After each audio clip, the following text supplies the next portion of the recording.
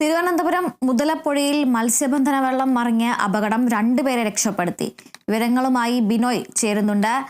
ബിനോയ്, മത്സ്യബന്ധന വെള്ളം മറിഞ്ഞ് അപകടത്തിൽ ഇപ്പോൾ രണ്ടുപേരെ രക്ഷപ്പെടുത്തിയിട്ടുണ്ട്. വെള്ളത്തിൽ കൂടുതൽ ആളുകൾ ഉണ്ടായിരുന്നോ?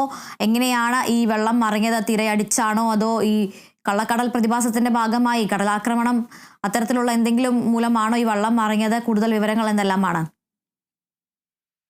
മത്സ്യബന്ധനത്തിന് ഭാഗികമായ നിയന്ത്രണം കഴിഞ്ഞ കുറേ ദിവസങ്ങളായി ഈ മേഖലയിലുണ്ട്. കാരണം അതിശക്തമായ കാറ്റ്, 60 കിലോമീറ്റർ വേഗത്തിലെ കാറ്റിനും ഒപ്പം 2 മീറ്റർ വരെ ഉയരത്തിൽ തിരമാലകൾക്കും സാധ്യതയുണ്ട് എന്നുള്ളൊരു മുന്നറിയിപ്പ് നേരത്തെ തന്നെ മത്സ്യബന്ധനവുമായി ബന്ധപ്പെട്ട് പോകുന്ന ആളുകൾക്ക് നൽകിയിരുന്നു.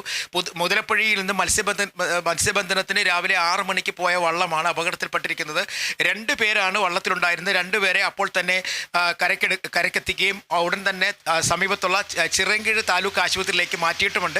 ഇവർക്ക് ഗുരുതരമായ പരിക്കുകൾ ഒന്നും തന്നെ ഇല്ല. കാരണം പൊഴി ഏറെ നാളായി അടഞ്ഞു കിടന്നതിന് ശേഷം ഈ കുറേ ദിവസങ്ങളായി വലിയ തരത്തിലുള്ള അപകടങ്ങൾ ഈ മുതലപ്പുഴി ഭാഗത്ത് ഉണ്ടായിരുന്നില്ല. ഇപ്പോഴാണ് ഇത്തരത്തിലൊരു അപകടം ശ്രദ്ധയിൽപ്പെട്ടിരിക്കുന്നത്. മാത്രമല്ല, വീണ്ടും ഇത്തരത്തിന് മത്സ്യബന്ധനത്തിന് ആ ഭാഗത്തൂടെ പോകരുന്നൊരു നിർദ്ദേശം കഴിഞ്ഞ ദിവസങ്ങളിലൊക്കെ നൽകിയിരുന്നു. ഈ ചെറിയ വള്ളത്തിൽ പോയ മത്സ്യത്തൊഴിലാളികളാണ് അപകടത്തിൽപ്പെട്ടത്.